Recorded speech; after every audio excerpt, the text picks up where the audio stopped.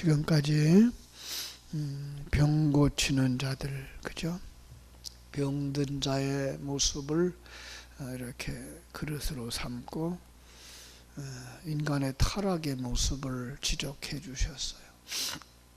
그런가 하면 이제 만나를 먹여주시는 사건들이 있죠.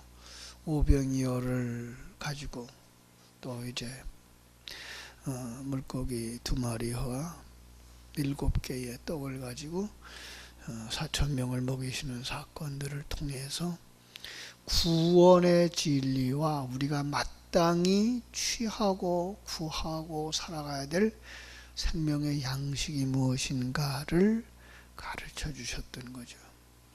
오늘은 또 다른 그릇에다가 구원의 진리를 담뿍 담아서 우리에게 주시는데 바로 요나의 표적이에요.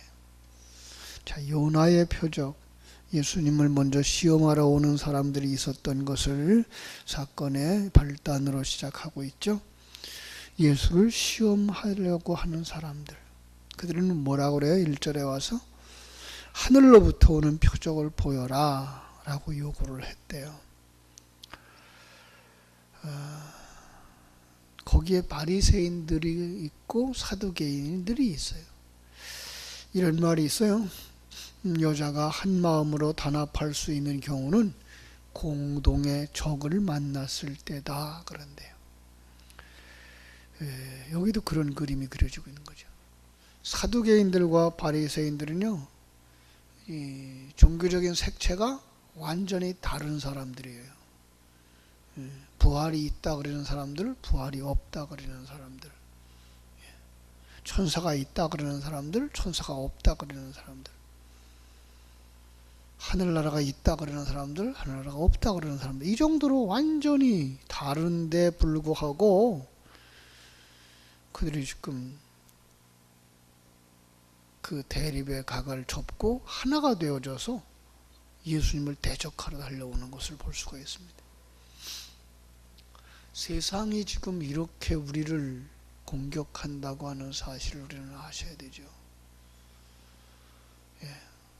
교회를 무너뜨리는 일에는요, 여당도 없고 야당도 없어요. 우리 한국같이 여당하고 야당의 그 극심한 대립이 심각한 나라가 없죠. 그러나 교회를 헐어버리고 하나님의 진리를 무너뜨리는 일에는 서로 합심해가지고 무너뜨리려고 덤벼드는 거예요. 우리들의 신앙, 여러분과 나의 신앙을 무너뜨리는데도 이 세상하고 사단이 하나가 되어져 가지고 공격해 들어오는 거예요. 얼만큼 무섭다고요? 우는 사자가 삼킬 자를 찾으려고 덤벼드는 것과 같다.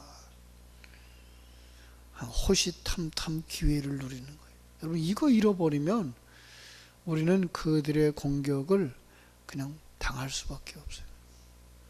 그래서 에베소 6장에서는 하나님께서 뭐라 그래요?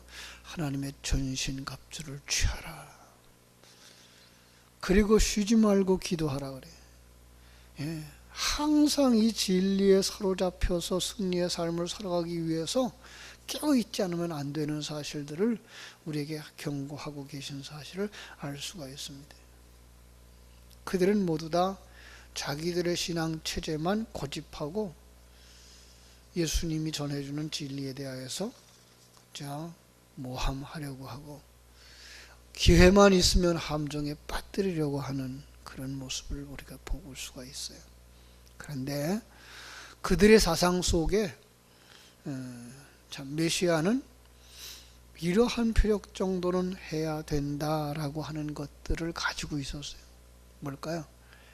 구약 성경에 나왔던 표적들을 행할 수 있는 자, 그걸 메시아라고 생각한다라는 생각이었어요. 모세가 그저 하늘에서 만나를 내렸던 것 같이 반석을 쳐서 생수를 냈던 것 같은 현상적인 그 기적을 그대로 행할 수 있는 사람, 여호수아처럼 기도함으로써 하늘이 이제 멈추고 해가 달이 멈추는 사건이 일어난다든지, 사무엘 때에 블레셋과의 전쟁이 일어났을 때에 기도함으로써 우레소리가 일어나고 대적이 물러가는 역사가 일어난다든지, 엘리야처럼 참 기도할 때에 하늘에서 불이 내려와서 재물을 다 태우는 이런 초자연적인 역사를 할 수 있는 사람이 메시아다라는 생각을 가지고 있었던 거예요. 그럼 저는 이런 사건들이 다 뭐라 그랬어요? 이런 사건들은 그 당시에 실제로 있었어요. 그러나 실제로 일어나는 사건이었지만 그 사건 속에는 진리를 담아서 그걸 보는 사람들이나 그걸 성경에 기록해서 오늘 우리가 그 사건들을 되새기면서 내 속에서 그런 구원의 역사가 일어나고 있는 거구나를 깨달아 알아야 되는 진리의 계시의 도구들이라고 말씀을 드렸던 거 잃어버리면 안 돼요. 그런 기적은 지금 예수와 함께 우리 속에서 일어나고 있는 것이다를 볼 수 있는 사람들이 되셔야 되는 거예요. 그걸 느낄 수 있는 사람들이 되셔야 되는 거예요. 그걸 지금도 표면적으로 일어나서 병든 자가 나았다, 귀머거리에 귀가 들렸다, 귀신이 나갔다, 어떤 암 환자가 암이 나았다라는 그 정도의 현상적인 표적을 보고 있는 건 아니에요. 왜 그러죠? 그런 일들은 교회 안에서만 일어나는 사건들이 아니고 이방 종교 속에도 얼마든지 일어나거든요. 이방 종교 속에서도요, 병든 자가 낫는단 말이에요. 우상을 섬기는 사람들 가운데 귀신 쫓겨나는 일들이 일어난단 말이에요. 의사들도 병을 고친단 말이에요. 정신과 의사들도 귀신을 쫓아낸단 말이에요. 그럼 이런 것들을 가지고서는 이걸 하나님의 역사라고만 표면하고 있으면 안 돼요. 물론 하나님의 역사가 맞아요. 교회 안에서 일어나는 사건이 하나님의 역사가 맞아요.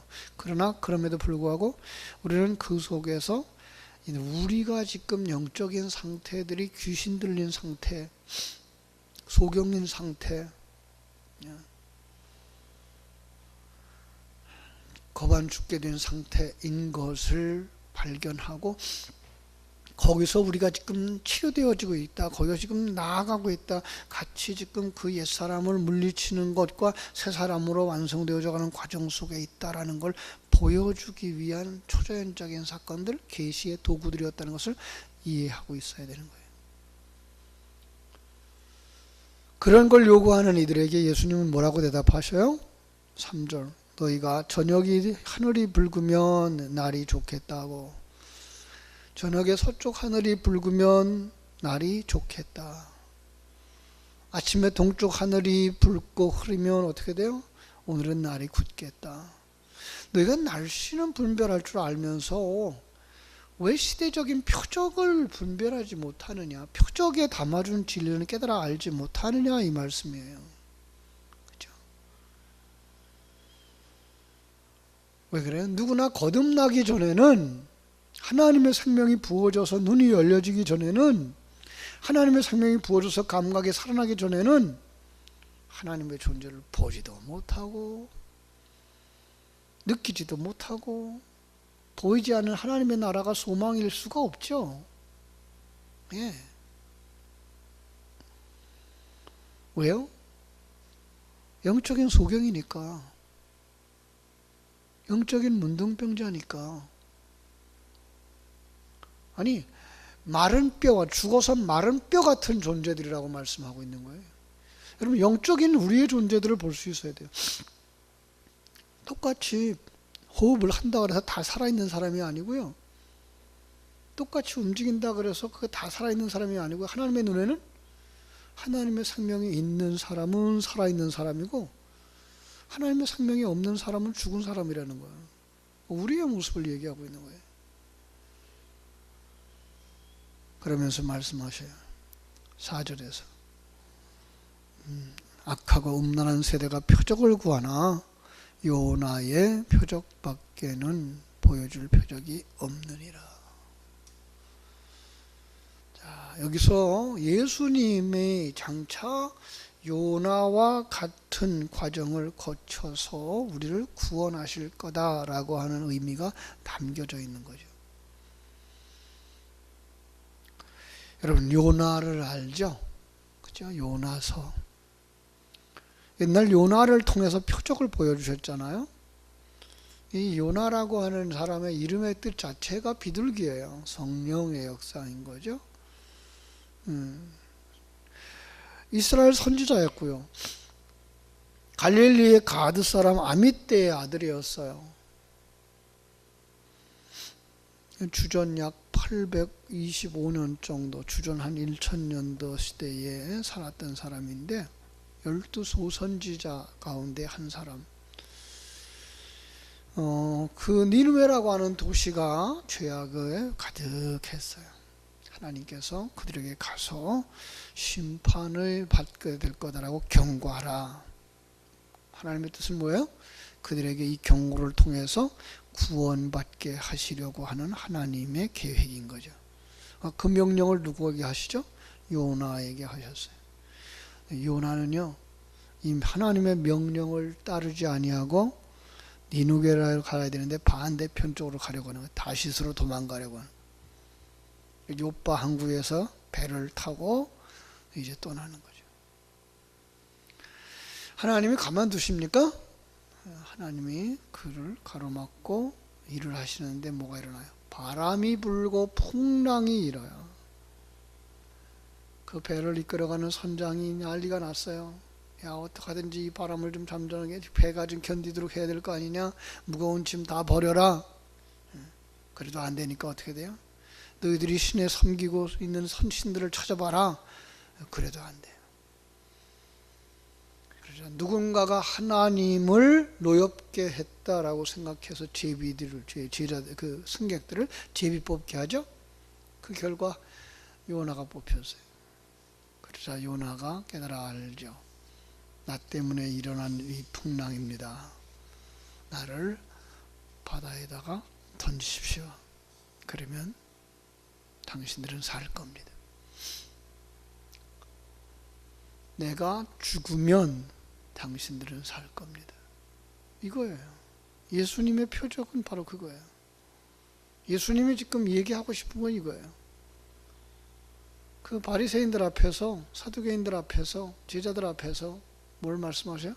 내가 죽으면 너희가 산다. 내 죽음에 함께 들어와서 나와 함께 죽는 자는 나와 함께 살아난다. 니느웨는 그때 물고기에게 삼킨바 되어지죠. 그리고는 사흘 3일 동안 3일 3야를 물고기 뱃속에서 회개했다. 그죠? 하나님이 요나를 다시 육지로 토해내요. 어디로 가라고요? 니느웨로 가라고요. 니느웨로 가서 그는 정말 억지로 사명에 불이 붙어서 큰 소리가 아니고 그 니느웨, 그 요나의 마음 속에는 니느웨 백성들이 죽었으면 좋겠거든요. 왜요? 이스라엘을 아주 괴롭히는, 그리고 악질적인 죄인들의 존재거든요. 그냥 그대로 망했으면 좋겠다는 거죠. 그래서 안 하면 또 큰일 나겠으니까 억지로 하는 거죠. 사흘 동안에 가야 되는 길을 하루 만에 다 가버리는 거예요. 그러면서 무슨 소식이 전달되어졌겠어요? 그런데 놀라운 건 그의 그 작은 메시지가 불씨가 되어져서 그 온 니느웨 성 사람들이 다 회개하는 역사가 일어나는 거예요. 아니, 그들이 금식하면서 회개하는 거예요. 사람만 금식하는 것이 아니라 그 짐승들까지 금식을 시켜가면서. 여러분, 회개하면서 하는 거예요. 하나님이 어떻게 해요? 40일이 지난 다음에 그 성을 살리시는 거예요. 요나가 화가 잔뜩 났어요. 내가 그럴 줄 알았다니까요. 그래서 내가 안 갈라 그런 건데. 그랬더니 요나를 하나님이 끌고 언덕 위로 올라가요. 언덕 위로 올라가서 이렇게 니느웨 성이 다 바라다 보이는 거기에 앉혀놓죠. 떼약볕에 아주 뜨겁고 힘든데 그 박덩굴이 쭉 자라서 그늘이 되는 거예요. 야, 너 때문에 내가 산다. 하나님 너무하시지. 나를 여기다가 끌어다 놓고 이 뙤약볕 속에서 뭘 하라는 거야. 아, 그런데 그냥 그 박덩굴이 하루 사이에 딱 죽어버린 거예요. 왜요? 하나님이 벌레를 보내서 덩굴을 끊어먹게 만들었어요.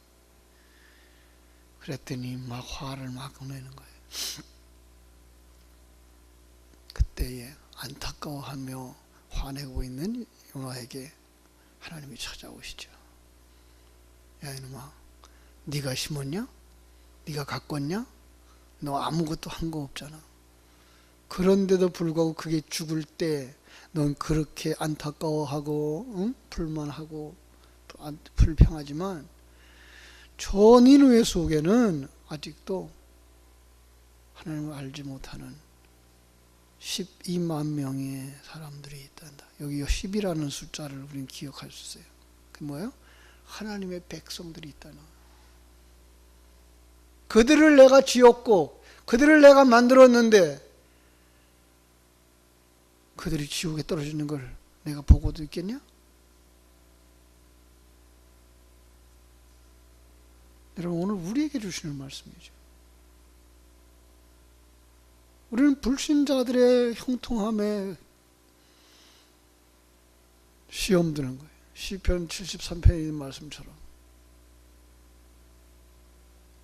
그들이 잘 되는 것들을 배 아파하는 거예요.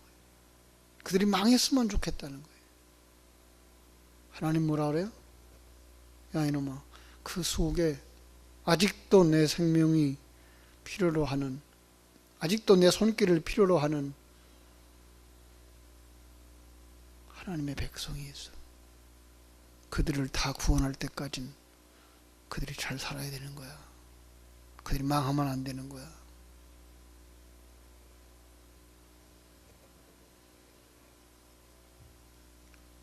여러분, 그들 속에 담겨진 이 진리를 깨달아 아는 사람들, 그걸 느끼면서 살아가는 사람들이 거듭난 사람이에요. 그들이 하나님의 생명을 가진 자들이고 그들이 하나님의 안목을 가진 사람들이에요. 하나님의 가치관을 가진 사람들이에요. 하나님의 관점을 가진 사람들이에요. 어떻게 그게 가능하다고요? 믿음으로만, 하나님의 생명으로만, 성령으로만. 또 하나의 진리, 생명은 성도가 진리를 되새김질할 때 일어난단다를 가르쳐주는 이야기가 그 다음에 연결되어져 나오는 거예요. 제자들이 다시 배 타고 이제 그 호수를 건너가는데 떡 가져가는 걸 잃어버렸어요. 마침 그 바로 전에 남았던, 그죠? 일곱 방주리를 거두었던 그 떡이죠. 생명의 양식을 가지고 가는 걸 잃어버린 거죠. 그런데 그 생명의 양식이 뭐죠? 이걸 가르쳐 주는 게 지금 예수님의 요 메시지예요. 바리새인과 사두개인의 누룩을 주의해라.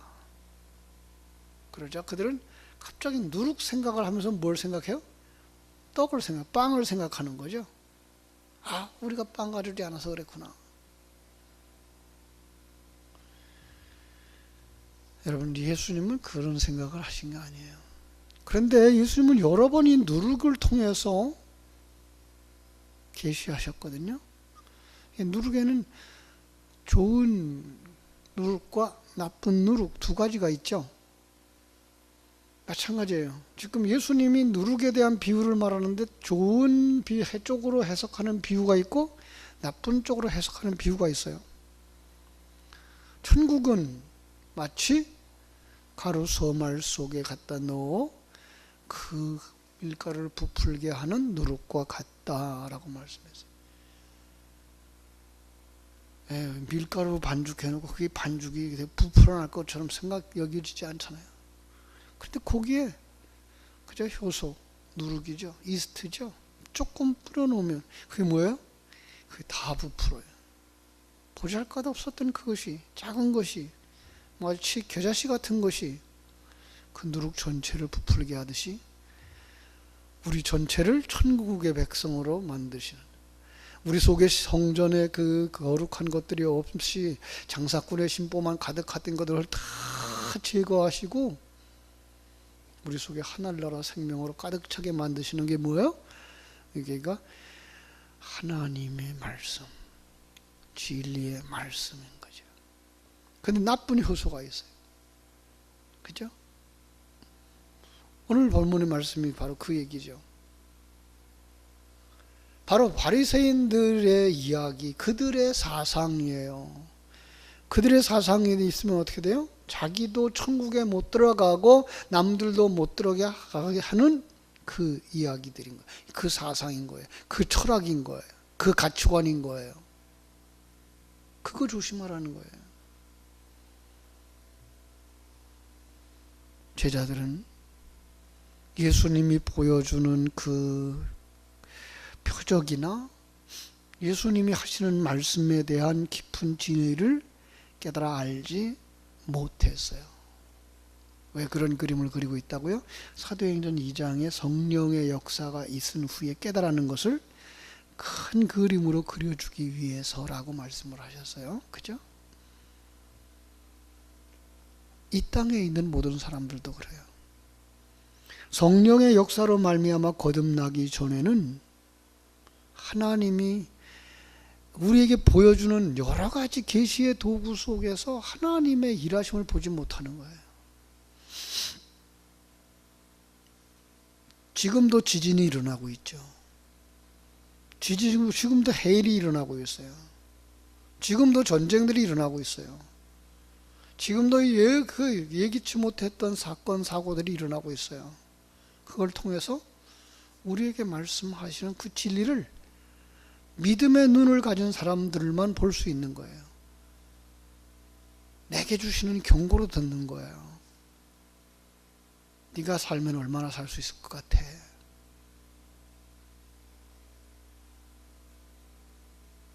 그들도 건강했었어. 그들도 행복했었어. 그들도 더 오래 살 거라고 생각했어. 그런데 죽잖아. 너 준비했니? 그 말씀을 하고 있는 걸 들을 수 있고 볼 수 있는 눈들은 좋은 해석을 할 줄 아는 사람, 믿음의 해석을 할 줄 아는 사람, 바른 가치관을 가진 사람, 그걸 갖다 뭐라 그래요? 거듭난 사람. 우리가 하나님의 사람이라면 우리 주변에서 일어나고 있는 모든 사건들 속에서 이 진리를 볼 수 있어야 돼요. 아니, 내가 겪는 모든 상황 속에서 이걸 볼 수 있어야 되는 거죠. 그리고 그 속에서 내가 하나님의 백성인가를 계속해서 되새김질 해야 되는 거예요. 아직도 깨닫지 못하느냐? 라고 말씀하고 계시는 거예요. 사랑하는 여러분, 이 새벽에 하나님 우리의 눈을 열어주세요. 우리의 귀를 열어주세요. 우리의 감각을 살려주세요. 그 속에서 일어나는 사건들 속에, 내 주변에서 일어나는 사건들 속에 하나님의 일하심을 볼 수 있게 해주세요. 하나님이 내게 말씀하시는 메시지를 들을 수 있게 해주세요.